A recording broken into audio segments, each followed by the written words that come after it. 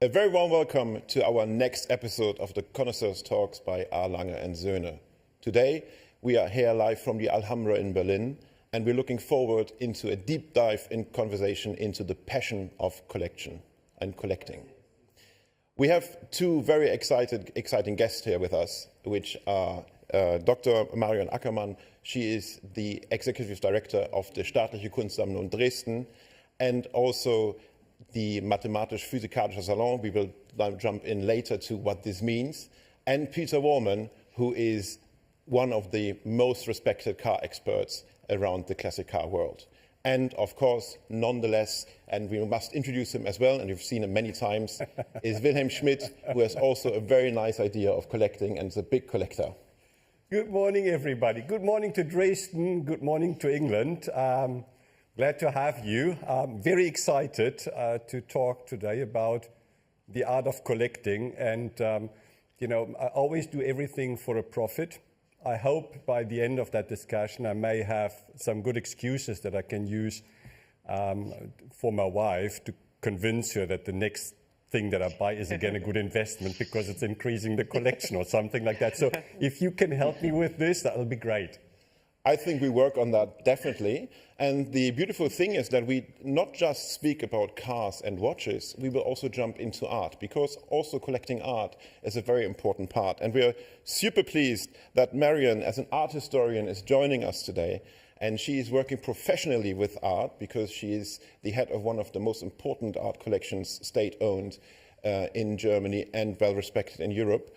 And I would like to directly jump into the first question to you, Marion, which is, what are the different types of collecting? Yes, good morning to everybody. That's a very fascinating question, and I would say it's a never-ending process to answer that.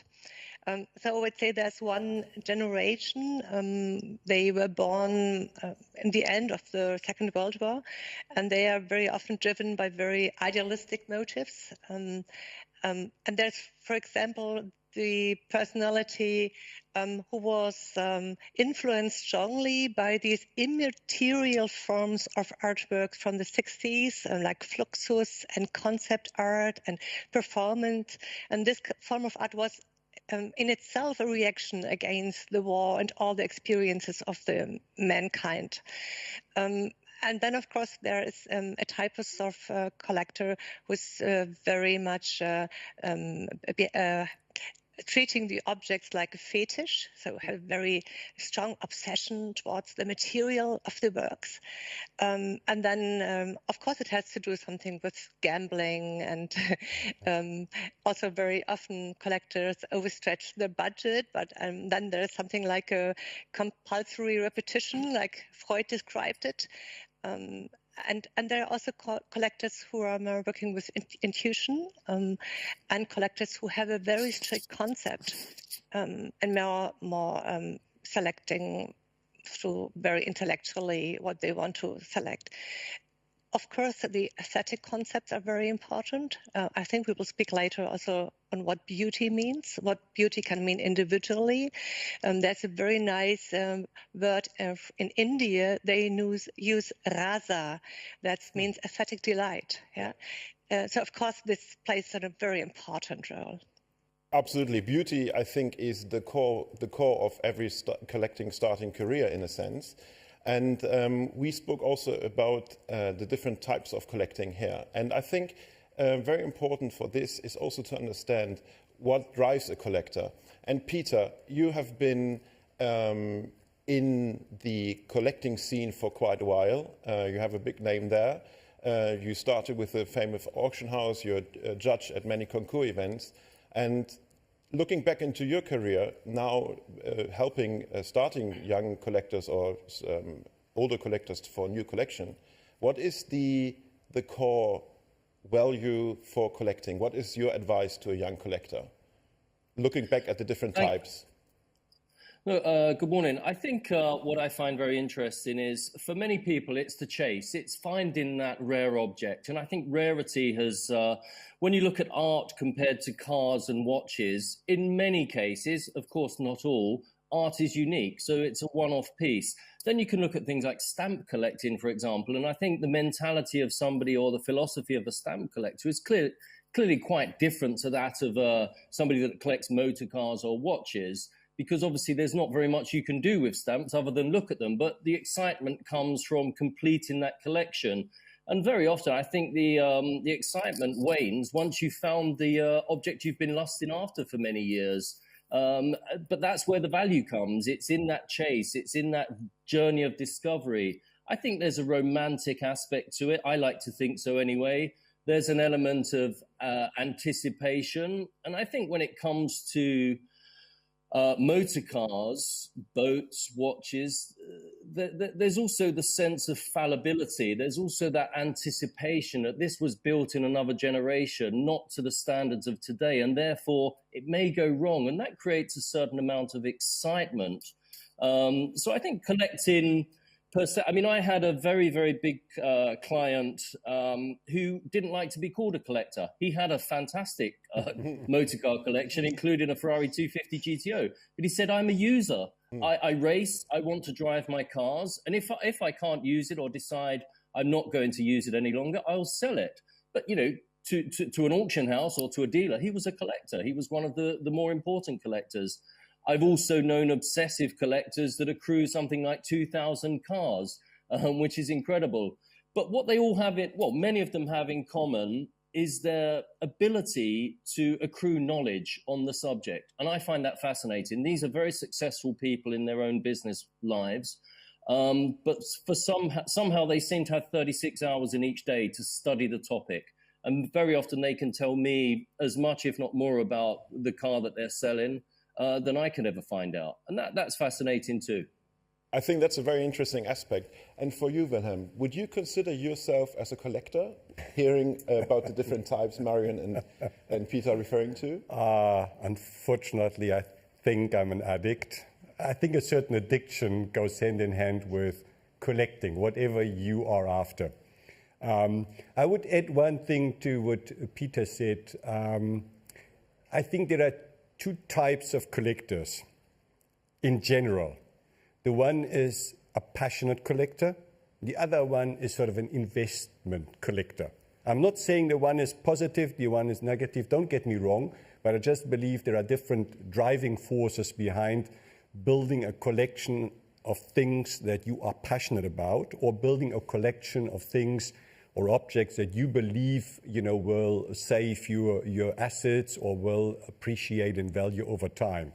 I'm definitely more into the passionate thing, I have to admit. I always call it an investment, but I never sell, so I will never really know whether it's a proper investment or not. But I think the passionate collector will accrue more knowledge, yes, because it goes over and above that simply chasing and having it. He is probably also less or more reluctant to follow consultants' advice because he will make his own judgment. Where the investor, like with shares, I'm useless with shares, so I need somebody that explains it to me. So that I found quite often if I talk to collectors, which I do quite regularly, you have either the one or the other. There's a bit of element in both, but that's the general direction.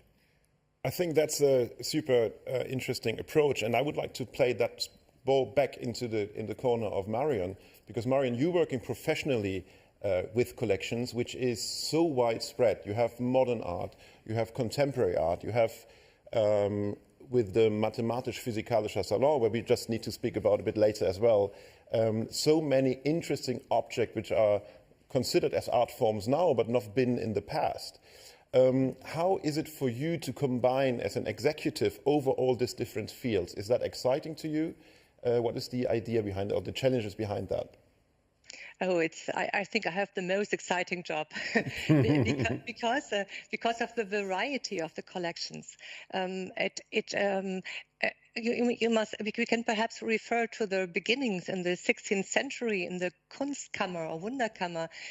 So there was this coming together of scientific instruments to explore the world and the universe, and the producing art, so especially ivory and so on. And so it's about knowledge, and it's about aesthetic values. And bringing all these collections together means you have the ability to gain more knowledge about also our contemporary world, because it enriches your vision. We see at the moment already a very nice image of the first floor of the Mathematisch-Physikalischen Salon. We don't translate it in English because we argue it's unique. And you can see this Festsaal, and there is, for example, in the foreground, you can see the burning glass, the burning mirror, and this was the place where also the local time was in the middle of the 18th century. They defined it there. It was founded, the salon, as part of the Zwinge in the middle of the 18th century.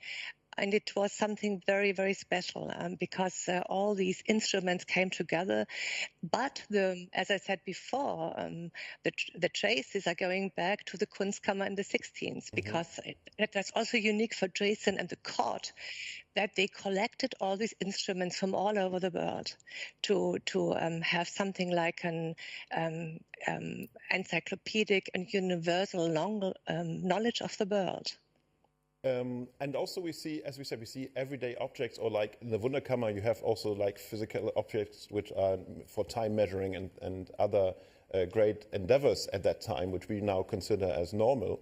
And we have also at least two interesting watches. We have the Lange one there and the 5-minute watch, which I think is a very interesting concept. Tell us more about this concept and why you think this one is an art form, why this is art as well. Yeah. Can we see the image? Yeah, sure. There we go. That's much better. Yeah, perhaps I must explain a little bit the history for our audience. So it is a very famous story about this 5-minute clock, because it was thought to be installed in the Semperoper. And so Friedrich Gutkäse had this commission to produce it in 1838.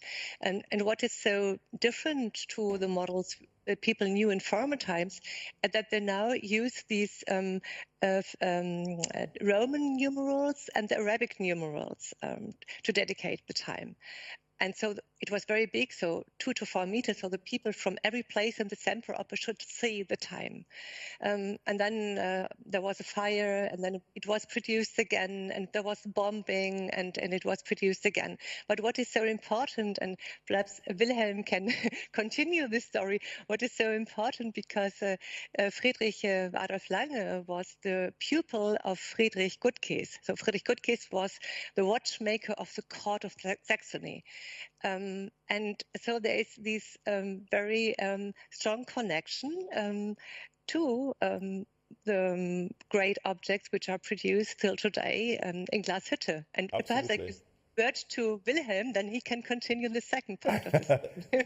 I think I would like to make it a bit enrich this question, because I think when we come back to collecting, Wilhelm, for you, while developing new timepieces, you and your team are sitting together.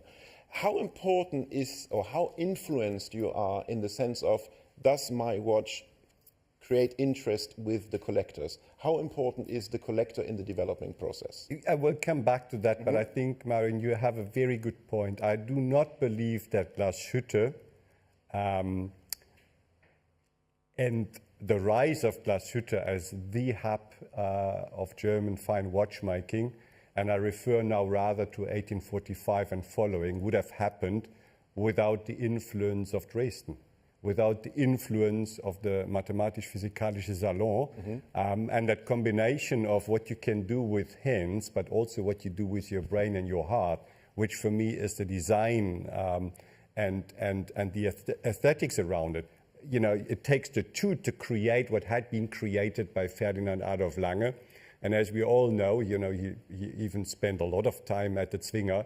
I am very sure that without Dresden, Glashütte, and watchmaking would have not happened. And without the then mathematisch-physikalische Salon, which was part of the castle, it would have also not happened. And that's why we are such a strong supporter of that specific of the SKD, because, you know, that's where it all started. And that's why it's one of these rare things where you can see that cultural investments translate into business. So the business wouldn't be without that cultural investment in the first time. So that for me is important, and I can just, all the people that look at it, I mean, I've been there so many times, and still, whenever I go there, I detect things that I haven't seen before. If you come to Dresden, allocate a bit of time, allocate a lot of time to the SKD. It's worth going there. Collectors, unless you collect stems, I'm not familiar with that concept, and maybe that's different. But, you know, a collector will have one watch of a certain kind. He will most likely not have a second one very similar. So if your main focus is to address collectors, which is our main focus, it's inevitable to have novelties, to have new watches.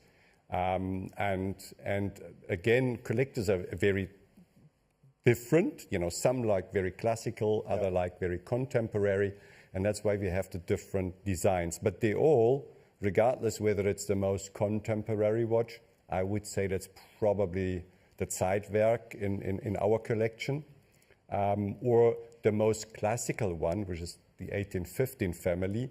They all are in line with our Lange und Söhne DNA. You know, there is no shortcuts in the movement. It is just the aesthetics that represent different different definitions of design or art. I think that's very interesting, because I think for the people out there to know that we have this mindset of directing to collectors, which allows Lange und Söhne to create fantastic timepieces, which are with producers of high numbers, not that given. It comes with challenges. Of course. You know, because collectors means they are knowledgeable people. Yes. You can't just talk, forgive me with the B word, you can't do that. Huh? The moment you try shortcuts or you make it too easy, you will lose them quickly, because they can really understand what you do. I always say, you know, our perpetual calendars, they advance all the indications instantaneously at midnight. Who on earth is awake at midnight looking at the watch, seeing that it is advancing? But a collector will know. Maybe he doesn't see it, but for him, that's the decisive moment to go for this perpetual calendar and not for another one. I think, Peter. I think, if I may. Yeah, please. Sorry. I was just going to say, picking up on that point and looking at that wonderful display, I think, you know, we're analog as beings. You know, we have moving parts. We need oiling, I certainly do. We need maintenance and cleaning. And I think if you go back to our childhood, for boys in particular, I would suggest, you know, we loved our Swiss Army knives. And the guy that had the Swiss Army knife with the most blades or the most different functions won the prize. Or the guy that had the most and he didn't know what they were for. You know, and I think that ongoing in the digital age fascination with analog products and the way they're built and seeing moving mechanical components, you know, very much plays into the hand of collecting today. I mean, I'm sitting here, amazing technology, looking at my laptop, but I surely would love to see what it's doing in a mechanical fashion. You know, a mechanical iMac would be fantastic. And I just think, you know, I think what Willem was saying about the date moving at midnight, who's awake at midnight, it just doesn't matter. You know, cars, they can do 200 miles per hour in some cases, and you're never going to do it, but you know it can. Yeah. And I think we continue in that fascination with seeing the cogs working, seeing things come together, and just picking up on that with art. if you think about Da Vinci, look, the design of mechanical innovation, look how much that contributed to the world of art in the drawings that went with it, workings. Absolutely. My question was also is based on that. What you're saying is, why is this fascination for collectors of cars vice versa to watches, in a sense? Where do you see this? Is it the pure mechanical part, or is it something different? Well, it brings me a little bit on to the subject of beauty, because I think it's a beautiful experience to put on a beautiful watch. What are you doing this evening? What do the watch matches your mood. The watch may match what you're wearing. It may match where you're going. But for me, getting into a classic car, knowing that it might not start, of course, mine always does. But, there is that sense of anticipation, a little bit of stress that goes with it. But the journey then becomes as important as the destination. And I think it's, you're showing a picture of Katie Forrest's Silver Ghost there. And for me, when sadly somebody passes away, a grandparent, what's the first thing you do when you walk into their flat or their home? You'll probably touch the back of the armchair that they used to sit in. You'll be familiar with the smell of the room, or your grandmother's favorite perfume. It's those senses that we engage with when we see these objects that have lived with our families or lived with other people's families for many, many years. And I think that's largely the case with a watch. You take the watch with you, and on that journey, you hopefully go to look at a wonderful art collection, and then you're stimulated intellectually, and you're looking for the meaning within the art. And I think that's where it's just constant stimulation. And that's what I think collectors really have in common. And Concours of Elegance is a great way to bring all of those passions together and share the stories. Yes, absolutely. So for people who are not familiar with the concept of a concours, we can say it's a beauty competition or originality competition for different type of collectors, in a sense. And happily, Lange has understood that this is a very interesting concept. You're selfish. I'm a little bit, because we share some same sense of passion. But when you came up with the idea to be partner with Hampton Court Concours, the Concorso d'Eleganza Villa d'Este, what was on your mind doing this? We actually came from the collector, from what I gathered with. Again, there are collectors of different types, but I think Peter said it before, there is that type of collector that like mechanical art, if I can put it this way. And unfortunately, there is nothing around like a Concours d'Elegance for watches. Maybe that's a new concept, but it's a lot more difficult to make that as exciting as the car world is doing the Concours d'Elegance now for 100 years probably. And then we look back and we look, all these cars, they have one thing in common. They are most of the time handmade. Most of the time they have a great story. And almost they were ahead of their time as they were launched.